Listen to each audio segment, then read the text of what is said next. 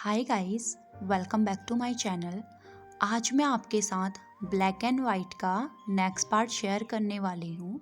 Van king जिन शुआन से कहती है, तुम जानते हो तलवार कहाँ रखा गया है।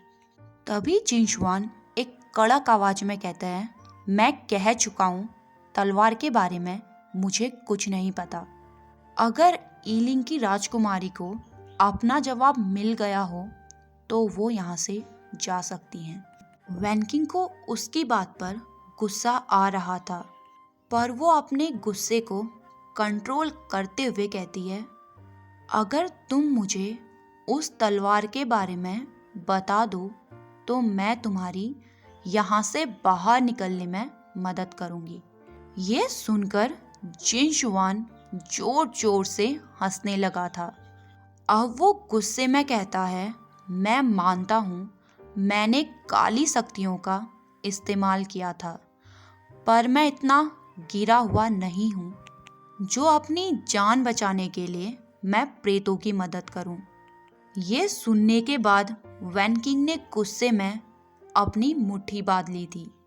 अब वो स्मक करते हुए कहती है, ठीक है, अगर तुम्हारा यही फैसला है तो इसे मैं नहीं बदल सकती।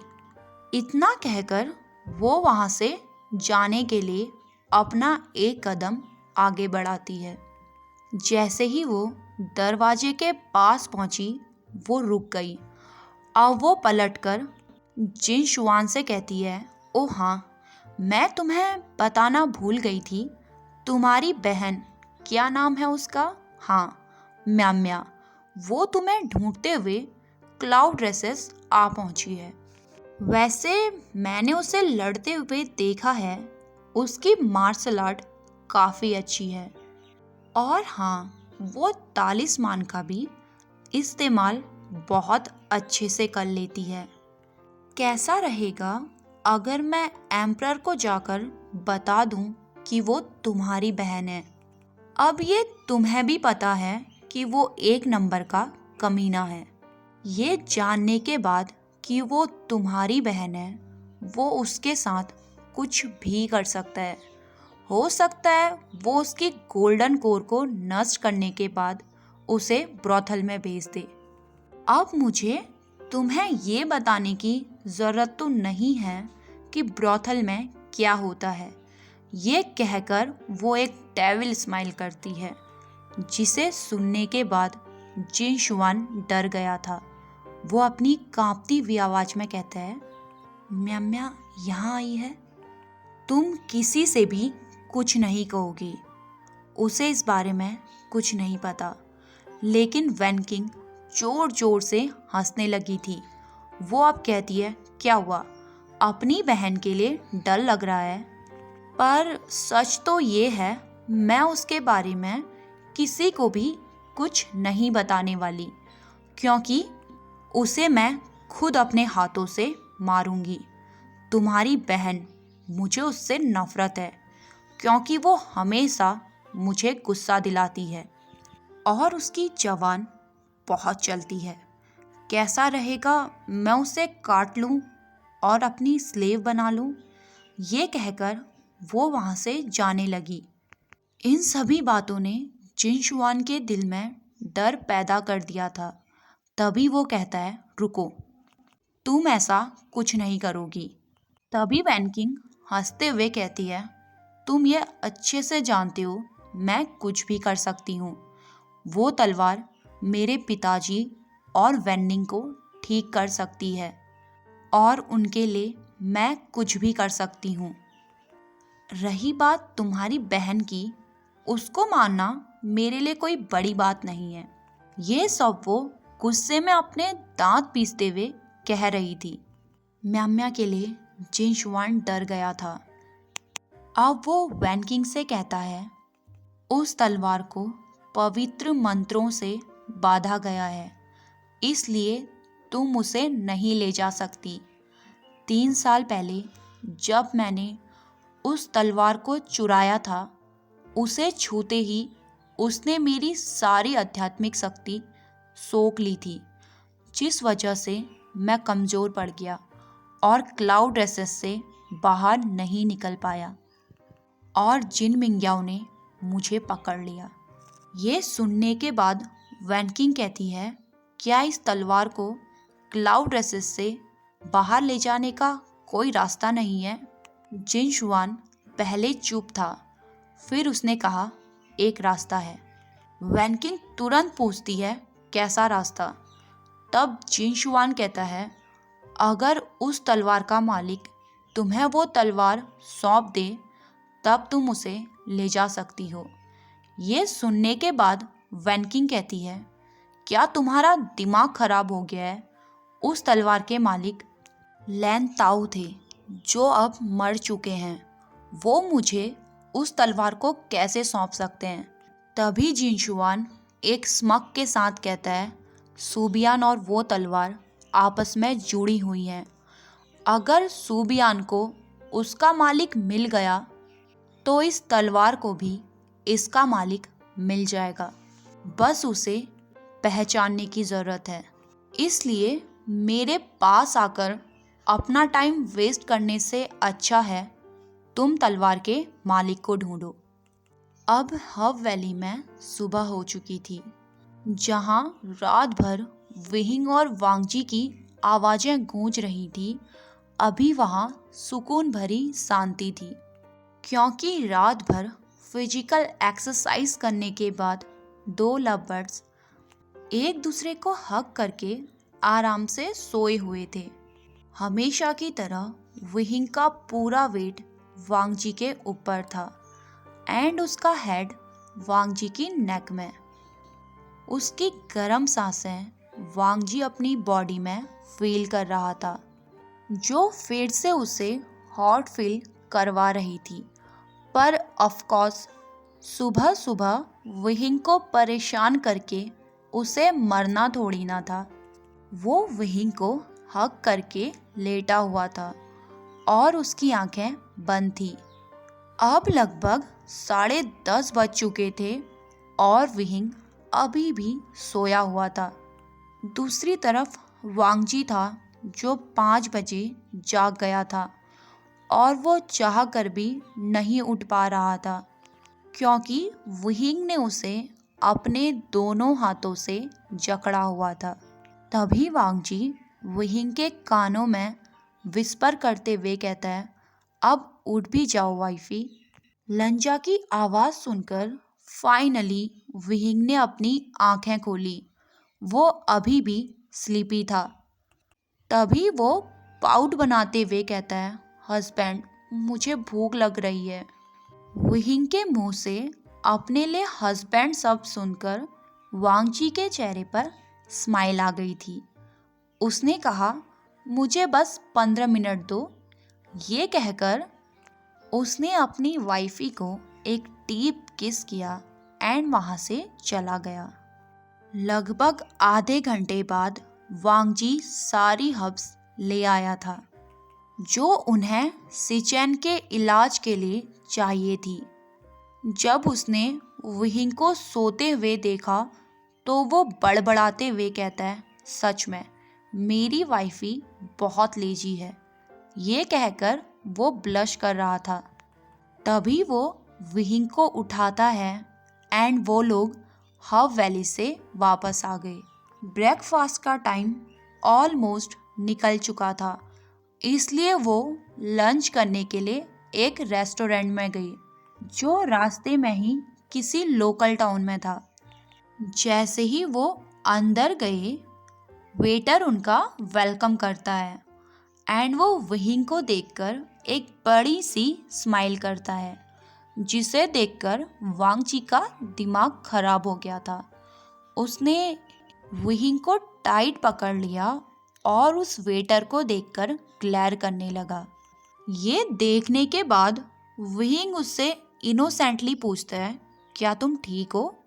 हमेशा की तरह वांगजी उसे कोई भी आंसर नहीं देता।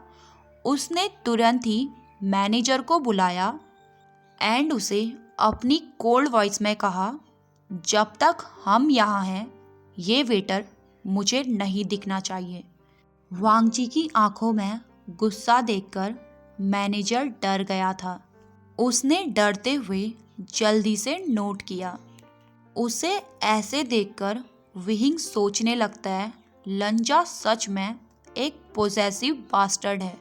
कुछ टाइम बाद जब वो लंच कर रहे थे, विहिंग गुस्से में कहता है, लंजा एक बात बताओ, तुम्हें क्या लगता है, क्या मैं खाते हुए कहीं भाग जाऊंगा? ये सुनकर वांगजी उसे इनोसेंटली देखने लगा। उसके एक्सप्रेशन बिल्कुल काम थे। तभी वो अपनी आंखें ब्लिंक करने के बाद पूछता है, तुम ये क्या कह रहे हो? मेरे कुछ समझ नहीं आ रहा। विहिंग अपना राइट हैंड दिखाते हुए कहता है, जो वांगजी ने पकड़ा हुआ था। अब तुम ही बताओ, मैं एक हाथ से खाना कैसे खाऊं?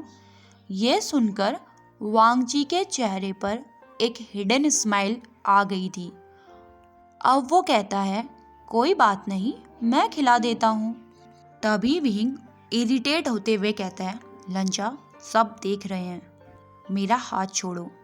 लेकिन वांगजी ने उसका हाथ और भी टाइट पकड़ लिया था। तभी वांगजी विहिंग के मुंह के सामने एक स्पून भरकर राइस ले जाता है और उससे कहता है, तुम्हारे पास दो ऑप्शन है, या तो एक हाथ से अनकंफर्टेबल होकर खाना खाओ या फिर मेरे हाथ से खाओ। वांगजी ने विहिंग के राइट हैंड को पकड़ा हुआ था, जिस वजह से लेफ्ट हैंड से खा पाना उसके लिए इम्पॉसिबल था। तभी विहिंग मुंह बनाते हुए वांगजी के हाथों से ही खाने लगता है। रेस्टोरेंट में और भी लोग थे जो उन्हें ऐसे देख रहे थे, जिससे विहिंग का चेहरा टमाटर की तरह लाल हो गया था। और दूसरी तरफ वांगजी था जो ये सब एंजॉय कर रहा था। कुछ टाइम बाद जब उनका लंच हो गया, तब विहिंग कहता है, क्या अब तुम मेरा हाथ छोड़ोगे? ये सुनने के बाद वांगजी कहता है, क्यों, तुम्हें और खाना है? विहिंग इरिटेटली आंसर देता है, मुझे खाना नहीं है, वॉशरूम जाना है। लेकिन वांगजी के एक्सप्रेशन बिल्कुल भी नहीं बदले थे। वो कहता है, ओके, मैं ले जाता हूँ। ये सुनने के बाद विहिंग का पारा 7वें आसमान में पहुंच गया था। उसने अपनी आईज रोल करते हुए कहा, ये बहुत ज़्यादा हो रहा है लंजा। तब वांगजी उससे इनोसेंटली पूछता है, क्या ज़्यादा हो रहा है विहिंग? अपनी ब्यूटीफुल वाइफ की केयर करना क्या ये ज़्यादा है? लंजा की ये बात सुनकर एक पल के लिए विहिंग सोच में पड़ गया था। जो पर्सन अभी उसके सामने बैठा है, क्या वो सच में हंगुंजुन है? क्योंकि रिस्पेक्टेड लैन वांजी कभी इतनी शेमलेस बातें नहीं कर सकते। विहिंग के पास कोई ऑप्शन नहीं था, इसलिए ना चाहते हुए भी उसे वांगजी के साथ जाना पड़ा। और दूसरी तरफ वांगजी था जो उनकी फर्स्ट नाइट के बाद बहुत ज़्यादा पोसेसिव हो गया था। वो बस विहिंग को कहीं छुपा देना चाहता था। अब वो लोग क्लाउड रेसेस वापस आ गए थे। इस बीच वांगजी ने एक बार भी विहिंग का हाथ नहीं छोड़ा था।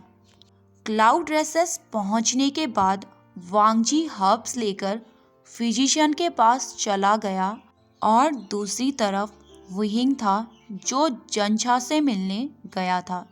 लेकिन जाने से पहले वांगजी ने उसे साफ कह दिया था कि 1 घंटे बाद वो उसे जिंगशी में आकर मिले। आज कॉटेज में यानली के बदले कोई और फिजिशियन जंछा को एग्जामिन कर रही थी। विहिंग ने आज से पहले उसे वहाँ नहीं देखा था। तभी वो उससे पूछता है, मैंने आज से पहले आपको यहाँ कभी नहीं देखा, क्या आप यहाँ नई हैं? सडनली विहिंग को वहाँ देखकर वो फिजिशियन घबरा गई थी। उसने हेजिटेट करते हुए कहा, हाँ, मैं यहाँ नई हूँ। इतना कहकर वो वहाँ से जाने लगी। उस लेडी के वहाँ से जाने के बाद विहिंग की नज़र जमीन पर गिरे हुए जेड पेंडेंट पर पड़ी, जिस पर ड्रैगन बना हुआ था। ये पेंडेंट उसी फिजिशियन का था। इससे पहले कि विहिंग उसे वो लौटा पाता, वो फिजिशियन वहाँ से जा चुकी थी। जब विहिंग कॉटेज के बाहर आया, वहाँ कोई नहीं था। उस फिजिशियन को देखकर ऐसा लग रहा था जैसे वो हवा में कहीं वैनिश हो गया। तभी विहिंग की नज़र म्याम्या पर पड़ती है, जो जल्दी में तय खाने की ओर जा रही थी। विहिंग ने पीछे से उसे आवाज़ दी, पर म्याम्या इतनी जल्दी में थी जिस वजह से उसने नहीं सुना। म्याम्या तय खाने के बाहर आने के बाद रुक गई थी, क्योंकि तय खाने की सुरक्षा के लिए वहाँ पर मैजिकल बैनर लगाए गए थे, जिससे बिना परमिशन के कोई भी अंदर ना जा सके। म्याम्या ने बहुत कोशिश करी, पर वो उस बैनर को नहीं तोड़ पाई। तभी पीछे से विहिंग कहता है, म्याम्या। विहिंग को वहाँ देखकर वो पैनिक हो गई। वो हड़बड़ाते हुए कहती है, तुम यहाँ क्या कर रहे हो?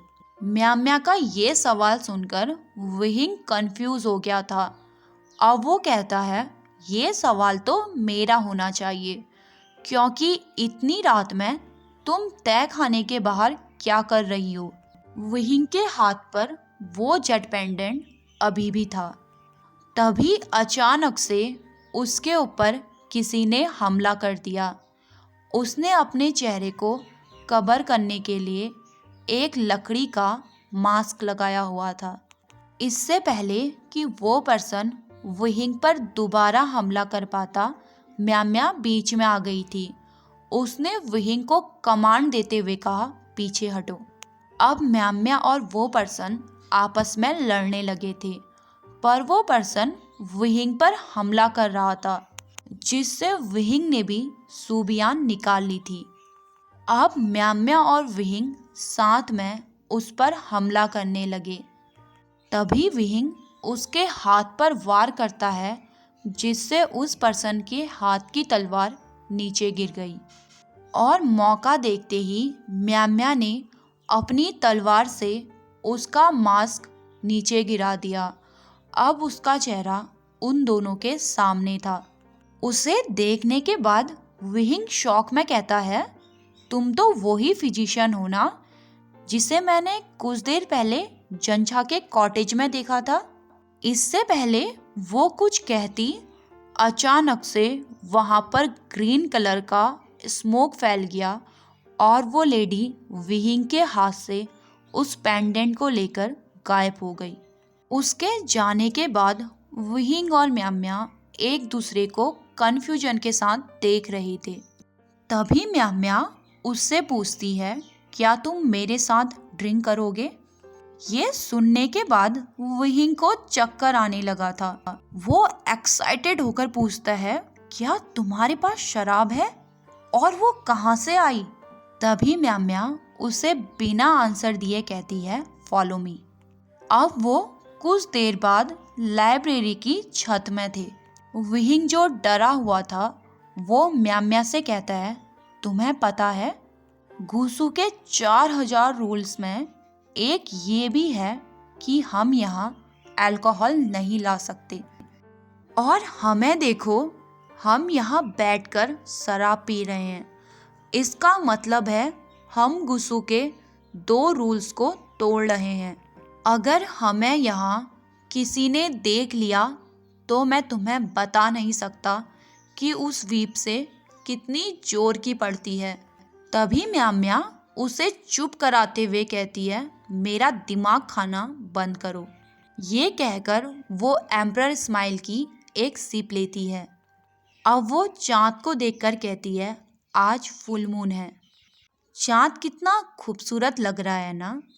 दूसरी तरफ विहिंग था, जो ये सोच रहा था, तुम्हें इस चाँद की पड़ी है। अगर मेरे मून ने मुझे यहाँ तुम्हारे साथ देख लिया तो वो मुझे अपनी आंखों से ही मार देगा। ये सोचते हुए वो भी एम्परर स्माइल की एक सिप लेता है।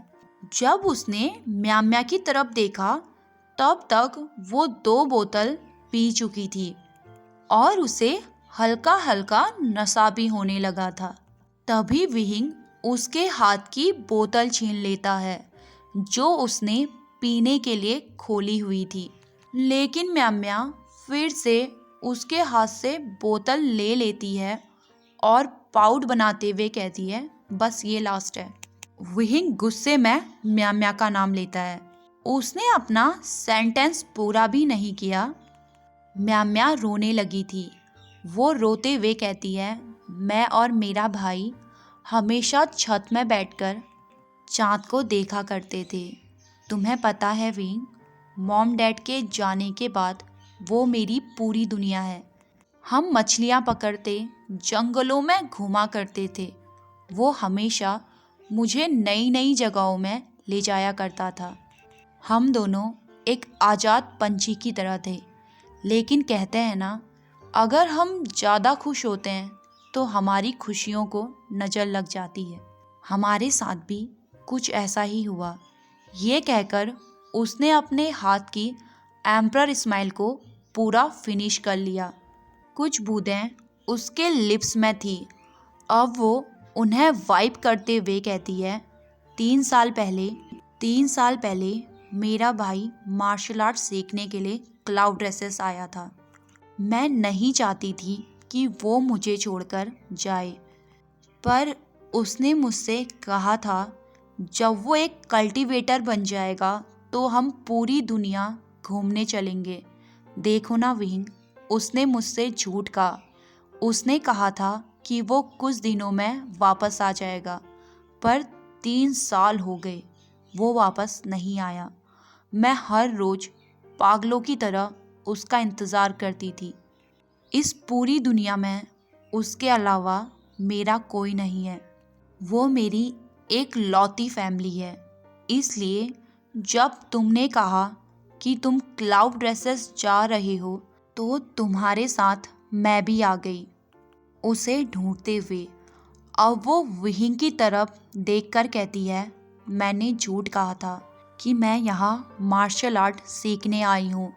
असल बात तो ये है कि मुझे मेरा भाई चाहिए। मुझे उसे वापस ले जाना है अपने साथ हमारी दुनिया में। उसकी पूरी बात सुनने के बाद विहिंग उससे पूछता है, तो क्या तुम्हें तुम्हारा भाई दिखा? ये सुनकर म्याम्या ने अपनी नज़रें झुका ली और वो धीरे से नोट करती है। उसने कहा, उस दिन बैटलफील्ड में एम्परर ने जिस कैदी को दिखाया था वो मेरा भाई है। ये सुनने के बाद विहिंग शॉक हो गया था। अब वो कहता है, तुम्हारा भाई तो यहाँ मार्शल आर्ट सीखने आया था, तो फिर उसने यहाँ तलवार कैसे चुराई? म्याम्या को भी इस बारे में कुछ नहीं पता था। वो कहती है, मैं इस बारे में कुछ नहीं जानती। मैं नहीं जानती एम्परर ने उसे बंदी क्यों बनाया है। मैं बस इतना जानती हूँ, वो मेरा भाई है और मुझे कैसे भी करके उसे अपने साथ ले जाना है, भले ही उसके लिए मुझे किसी की भी जान क्यों ना लेनी पड़े। अब विहिंग कहता है, चिंता मत करो, हम मिलकर उसे यहाँ से बाहर निकालेंगे। ये सुनने के बाद म्याम्या के चेहरे पर एक चीयरफुल स्माइल आ गई थी। अब वो एक कंसर्न के साथ पूछती है, क्या तुम हमेशा मेरे साथ रहोगे? वो स्माइल करता है और कहता है, ऑफ कोर्स, तुम मेरी दोस्त हो तो मैं तुम्हें अकेला कैसे छोड़ सकता हूँ। विहिंग की ये बात सुनकर म्याम्या के एक्सप्रेशन सैड हो गए थे। वो अपनी धीमी आवाज में कहती है, सही कहा, मैं तुम्हारी सिर्फ दोस्ती तो हूँ, इससे ज़्यादा कुछ नहीं। ये बात म्याम्या ने बहुत धीरे से बोली थी, जिसे विहिंग नहीं सुन पाया। अब विहिंग कहता है, चलो चलते हैं। अगर किसी ने हमें यहाँ देख लिया तो हंगुन जुन हमें कड़ी पनिशमेंट देंगे, स्पेशली मुझे। जब काफ़ी देर तक म्याम्या का रिप्लाई नहीं आया तब विहिंग उसकी तरफ देखता है। अल्कोहल का असर म्याम्या पर पूरी तरीके से हो चुका था एंड वो पास आउट हो चुकी थी। ओके गाइस, आज के लिए बस इतना ही। एंड देखिए गाइस, ये मेरी हिस्ट्री का सबसे लंबा पार्ट है एंड मेरा गला सूख चुका है। मैं पानी पीने जाती हूँ एंड आप इस पार्ट को एंजॉय करिए। मिलते हैं हमारी नेक्स्ट वीडियो में, तब तक के लिए बाय बाय।